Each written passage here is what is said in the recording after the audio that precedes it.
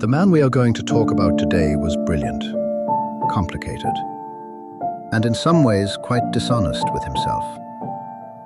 He is a man whose words became the vocabulary of freedom for the whole world. Abolitionists used his words. Suffragettes used his words. Martin Luther King used his words. Nelson Mandela used his words. This man wrote a sentence and had kept doing work for 250 years. But while he was writing those words, while he was making that promise to the world, enslaved people were working his fields, cleaning his house, building his furniture, and raising his children. He had more than 600 of them over his lifetime. He never freed most of them, not even close. So this is the man we are talking about. A champion of freedom and a keeper of slaves, both at the same time in the same body. I want to start this story in 1743 in Virginia, where he was born.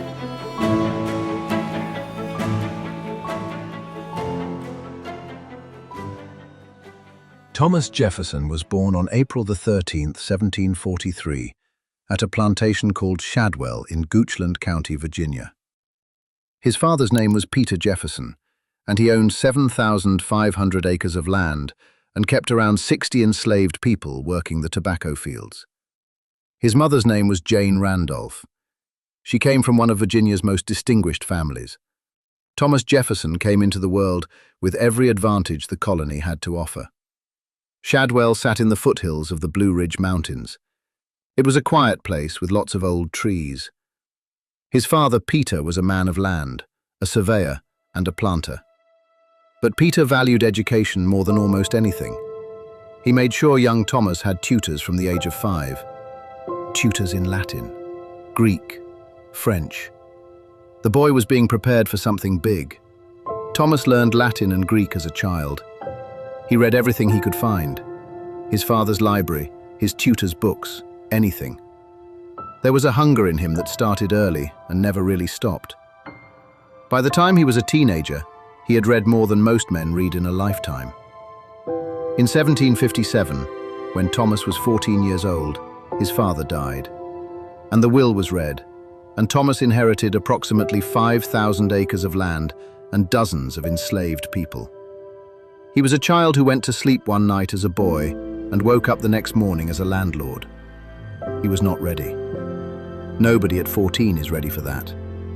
So at 14, Thomas Jefferson became responsible for the continued enslavement of dozens of human beings. He did not create that system. He inherited it.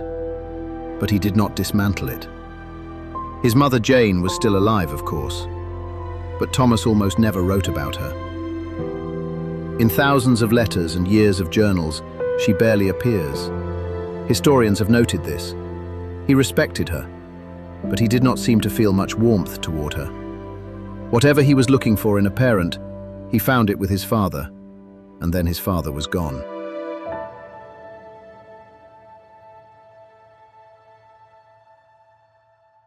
In 1760, at the age of 16, Thomas enrolled at the College of William and Mary in Williamsburg. Williamsburg was Virginia's capital, and it was a different world from Shadwell. It was sophisticated and political. Full of men who argued about ideas for entertainment, Thomas got in his element immediately. At William and Mary, he met a Scottish professor named William Small, and Small changed his life. Small introduced him to Enlightenment thinking, the idea that the world could be understood through reason, that natural rights were real, that human beings were capable of governing themselves. For a young man already hungry for ideas, this was like handing a torch to someone who had been reading by firelight. Small introduced Thomas to two other remarkable men, George Wythe, a brilliant lawyer, and Francis Fauquier, the royal governor of Virginia. These four, Small, Wythe, Fauquier, and Jefferson, dined together regularly. They discussed philosophy, science, politics, music. Thomas called them his party of four. He was 16, sitting at a table with some of the sharpest minds in the colony. He listened and he learned. It is recorded that Jefferson studied 15 hours a day at William and Mary. 15 hours. That is not studying. That is something closer to obsession. Mathematics, philosophy, science, law. He graduated in 2 years, which tells you everything about what 15 hours a day will do for you. After graduating, Thomas went to study law under George Wythe. This was how it worked in colonial Virginia. No law school. You read every legal text ever written, and you watched a great lawyer work. And after 5 years of that, you could become a lawyer. Thomas did it in 5 years. He read Coke's Institutes, Blackstone's Commentaries, every classical legal text he could find. He was admitted to the Virginia bar in 1767. From 1767 to 1774, he practiced law across Virginia. Property disputes, debt cases, inheritance arguments. He was good at it. He was organized, thorough, and precise. His account books from this period are remarkable. He kept meticulous records of every case, every fee, every client. And while he was doing all of this, back at Shadwell, the plantation ran. The people he enslaved kept working. His income came from both. I want to pause here and say something about those account books, because they tell you a great deal about this man. Jefferson kept meticulous records his entire life. Every penny spent, every transaction recorded, every crop yield noted. And in those same books, alongside the fees for legal cases, were the names of enslaved people, their ages, their tasks, and their value as property. He managed both with the same careful handwriting.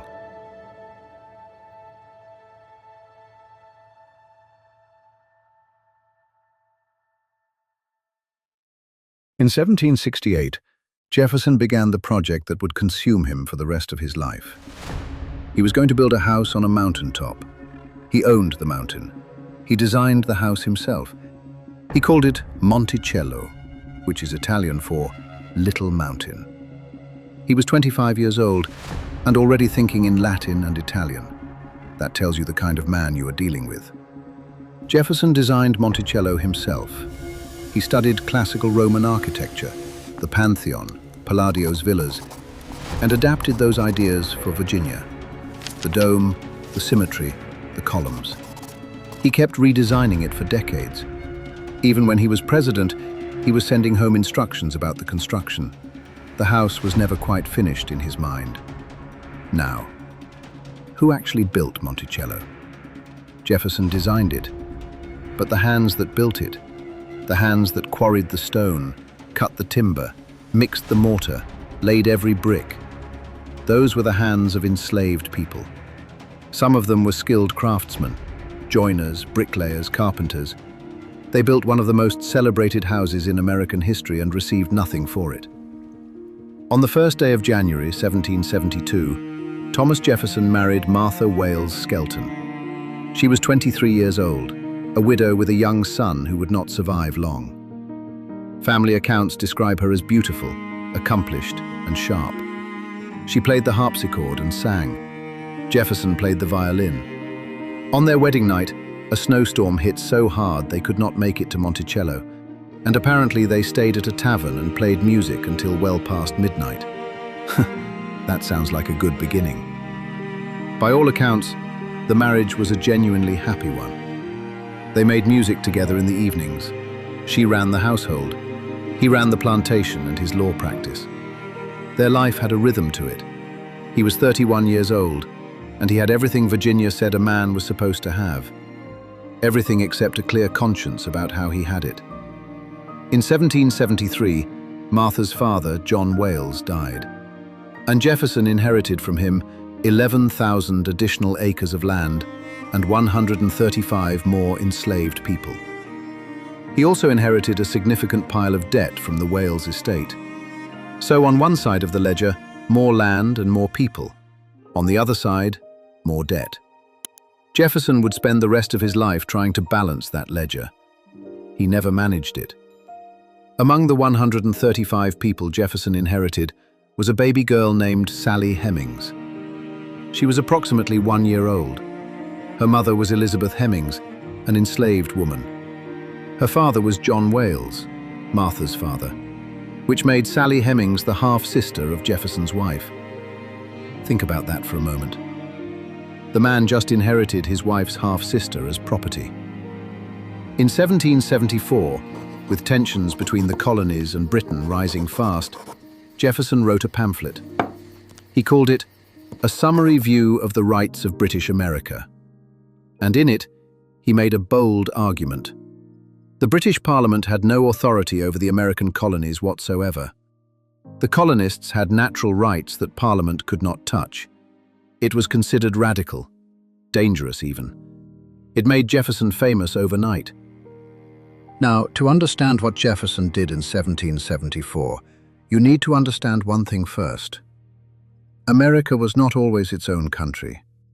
Before it became the United States, it was made up of 13 colonies, territories controlled by Britain, ruled from London, thousands of miles away across the Atlantic Ocean. The people living in these colonies were technically British subjects. They paid taxes to the British government. They followed British law. And the institution that made those laws was called Parliament, Britain's governing body, sitting in London. For most of the colonists, that arrangement had been uncomfortable for a while. Britain kept passing laws that affected life in America without asking the Americans what they thought.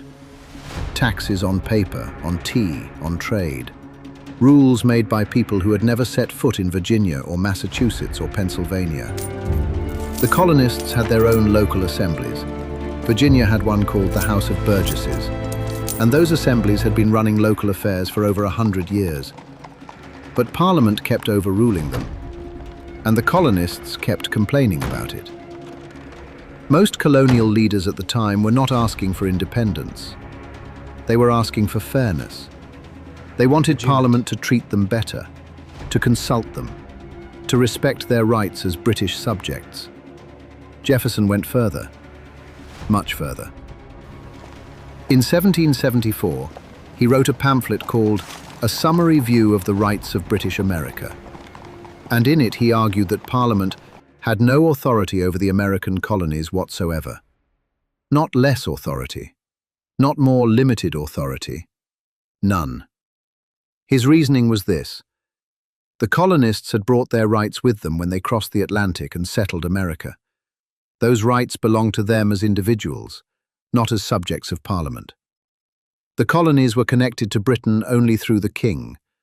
Parliament was a British institution for British people on British soil, and it had no legal business telling Virginians what to do. That argument was considered radical, because most people were still trying to fix the relationship with Britain. Jefferson was saying there was nothing to fix. The whole basis of British rule over the colonies was illegitimate. That was not a complaint. That was a declaration. And it was dangerous, because openly challenging Parliament's authority could get a man arrested and tried for sedition. But the pamphlet spread. It was printed and circulated across all 13 colonies. People who had been feeling the same frustration for years, but could not find the words for it, suddenly had Jefferson's words to point to. He gave the colonial resistance movement its clearest argument at exactly the moment it needed one. He was 31 years old and had been known mainly in Virginia. After that pamphlet, people across the colonies knew his name. In April 1775, British soldiers and American militiamen opened fire on each other at Lexington and Concord in Massachusetts. That was the beginning of the Revolutionary War, the war in which America fought to break free from British rule entirely. They did not just want fairer treatment anymore, They wanted full independence. The news reached Virginia fast. 2 months later, Jefferson was selected as a Virginia delegate to the Second Continental Congress in Philadelphia. This was the governing body coordinating the colony's fight against Britain. He packed his books and rode north. He was 32 years old. The Congress was full of strong-willed men who loved to hear themselves talk. Jefferson was not that kind of man. He had a weak speaking voice, and he knew it. He rarely stood up to address the room. But everyone in that room knew who the writer was. In June 1776, Congress decided it was time. They were going to formally declare independence from Britain. They appointed a committee of 5 to draft the Declaration. Jefferson, John Adams, Benjamin Franklin, Roger Sherman, and Robert Livingston. Then they asked who should write it. Adams later said he told Jefferson directly, "You can write 10 times better than I can." So Jefferson wrote it. He wrote it in 2 weeks in a rented room in Philadelphia. What he wrote was this: "We hold these truths to be self-evident, that all men are created equal, that they are endowed by their Creator with certain unalienable rights, that among these are life, liberty, and the pursuit of happiness." There is something else worth knowing. In Jefferson's original draft, he included a passage condemning the slave trade. He called it a cruel war against human nature. He wanted it in. But Congress cut it. Southern delegates refused to sign any document that attacked slavery. Jefferson was angry about the cuts, but not angry enough to walk away. On July the 4th, 1776, Congress adopted the Declaration of Independence. 56 men signed it. America had declared itself free from Britain. Jefferson watched it happen from inside that chamber. He was proud. He was also conflicted, because the document the world received was not quite the one he had written, and the freedom it declared did not apply to everyone. On the day the Declaration was signed, there were approximately 500,000 enslaved people in America.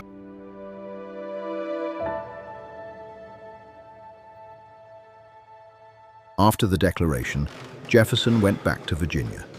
He declined to stay in Congress. He wanted to work on reforming Virginia's laws from the ground up. From 1776 to 1779, he was in the Virginia House of Delegates, and he drafted bills to abolish primogeniture, that is the practice of the oldest son inheriting everything, and to establish religious freedom. His greatest legislative achievement from this period was the Virginia Statute for Religious Freedom, which he drafted in 1777. It stated that no man could be compelled to support or attend any church, the separation of church and state. It was not passed until 1786, but when it finally was, Jefferson considered it one of the 3 greatest things he had ever done. He put it on his gravestone.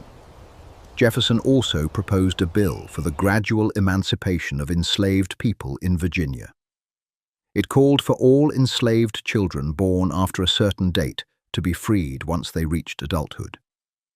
It was the only serious legislative attempt he made to end slavery. The bill was never brought to a vote. It was considered too radical. It was quietly dropped. Jefferson did not fight for it. In June 1779, the Virginia legislature elected Jefferson as governor of Virginia. He served 2 one-year terms, and those 2 years were some of the hardest of the Revolutionary War for Virginia. In January 1781, British forces under Benedict Arnold, the American general who had switched sides and joined the British, raided Virginia and burned Richmond, the capital. Jefferson's government was forced to flee. The state government scattered. Virginia's war effort nearly collapsed. And then in June 1781, British cavalry under Colonel Tarleton rode toward Monticello to capture Jefferson personally. He was warned just in time and fled on horseback, minutes before the soldiers arrived. The cavalry searched the house and grounds. He was gone. Some people called it cowardice. Jefferson called it prudence. When the war situation stabilized, the Virginia legislature launched an investigation into Jefferson's conduct as governor. Had he done enough to protect Virginia? The investigation eventually cleared him of wrongdoing. But the experience left him deeply bitter. He announced he was done with politics forever. He was 38 years old. He meant it, for a while. But politics was not even his biggest problem right now. His wife Martha had never been strong. 6 pregnancies had worn her down. After the birth of their 6th child in May 1782, she began to decline. On September the 6th, 1782, Martha Jefferson died. She was 33 years old. Enslaved people at Monticello later recalled that Jefferson fainted when she passed. He stayed in his room for 3 weeks. He came out only to take long, solitary rides on his horse. His daughter Patsy, who was 10 years old, said she had never seen such grief in a person. It is recorded that on her deathbed, Martha made Jefferson promise he would never remarry. She was afraid a stepmother would mistreat her daughters. He promised, and he kept that promise. In 1784, Congress offered Jefferson a way out of his grief. They sent him to France as a diplomat. He accepted immediately. He took his daughter Patsy and sailed for Europe. He left his younger daughter Polly with relatives in Virginia, which he would later regret. Paris was about to do something to him that Virginia never quite could. Jefferson arrived in Paris, and it hit him like a wave. The art, the food, the architecture, the salons where brilliant people argued about everything, and nobody thought that was unusual. He fell in love with Paris the way people fall in love with cities, all at once and permanently. He loved the wine, he loved the art, he loved the furniture. Paris had expensive taste, and Jefferson had no resistance to it. In 1785, Jefferson was appointed minister to France, essentially the American ambassador. He succeeded Benjamin Franklin in the role, which was a bit like following a legend. When Parisians asked him if he was the one replacing Franklin, he said, "No one can replace Franklin, I am only his successor." That line earned him immediate respect. In 1787, he sent for Polly, now 9 years old. She sailed from Virginia with a companion, a 14-year-old enslaved girl named Sally Hemings, sent as Polly's caretaker on the voyage. Sally was the same girl Jefferson had inherited from John Wales in 1773, the half-sister of his late wife. In Paris, Sally was technically free. French law did not recognize slavery. She could have stayed. According to the memoir of her son, Madison, Jefferson began a relationship with Sally in Paris. She was 16, he was 44. Whatever consent looked like in that situation is a question historians still argue about. While Jefferson was in Paris, the French Revolution was building. He watched the early stages with fascination, the fall of the Bastille, the people rising against the monarchy. He believed in the right of people to revolt against tyranny, and here it was happening in front of him. In 1789, his diplomatic service ended, and he packed his books, his wine, his furniture, and his daughters, and prepared to go home. Sally Hemings, now pregnant with his child, returned to Virginia with him. She was giving up her legal freedom to go back into slavery. Jefferson came home from France to find that George Washington had made him the first Secretary of State. He wanted to rest. But you do not say no to George Washington. In the cabinet, he found Alexander Hamilton, Treasury Secretary, brilliant, aggressive, and not interested in losing any argument. They disagreed about everything. Hamilton wanted a strong central government, a national bank, and close ties with Britain. Jefferson wanted limited government, an agricultural economy, and close ties with France. Two geniuses, two completely different ideas about what America should become. That disagreement created America's first political parties, Hamilton's people became the Federalists. Jefferson's became the Democratic Republicans.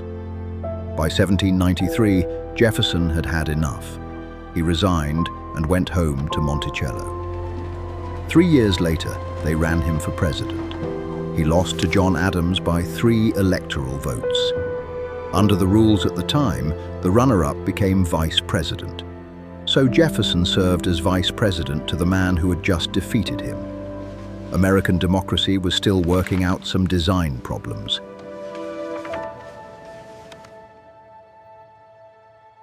The election of 1800 was ugly. Federalist newspapers said Jefferson would burn the Bible. His people called Adams a closet monarchist. When the votes came in, Jefferson and his own running mate Aaron Burr tied at 73 electoral votes each. The House of Representatives voted 35 times without a result. On the 36th ballot, with Hamilton's quiet help, Jefferson became the 3rd president of the United States. John Adams did not attend the inauguration. He left Washington before dawn. But he left peacefully. Power transferred without violence between 2 genuinely opposing parties. That had never happened before in history. It is the thing democracies live or die on, and in 1801, it worked. His presidency had real achievements.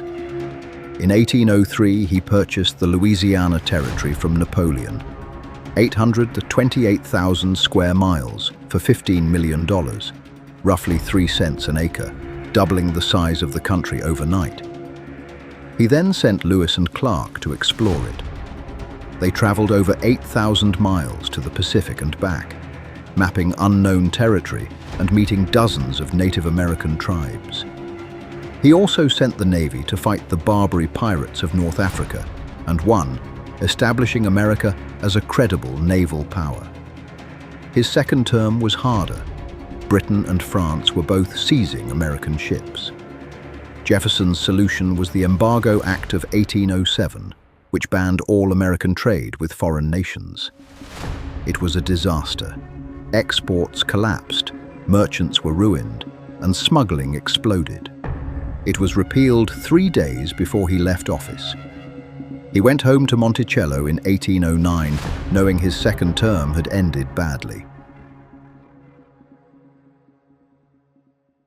He spent 17 years at Monticello. He farmed, designed, experimented, and wrote thousands of letters. He founded the University of Virginia, designed the buildings himself, chose the faculty, supervised the construction with a telescope from his mountain. It opened in 1825 and stands today as a UNESCO World Heritage Site. It was the last great thing he built, but the debt never left him. Over $100,000 owed. Nothing he tried worked. When he died in 1826, the approximately 125 enslaved people still at Monticello were sold at auction to pay his debts. He had freed only 5 people in his will, all from the Hemmings family. 600 people enslaved over a lifetime, 5 freed. His words about freedom cost him nothing. The people he enslaved paid everything. On July 3rd, 1826, he woke and asked his family, "Is it the 4th?" They told him not yet. He lost consciousness that evening. The next morning, July the 4th, exactly 50 years after the Declaration of Independence, Thomas Jefferson died at Monticello. He was 83 years old. That same afternoon in Massachusetts, John Adams died. His last words were, "Thomas Jefferson survives." He did not know. Both men gone on the same day, the 50th birthday of the country they had helped make. Jefferson wrote his own epitaph. 3 things only: author of the Declaration of American Independence, author of the Statute of Virginia for Religious Freedom, father of the University of Virginia. Not a word about being President of the United States. Think about what that tells you about what he valued.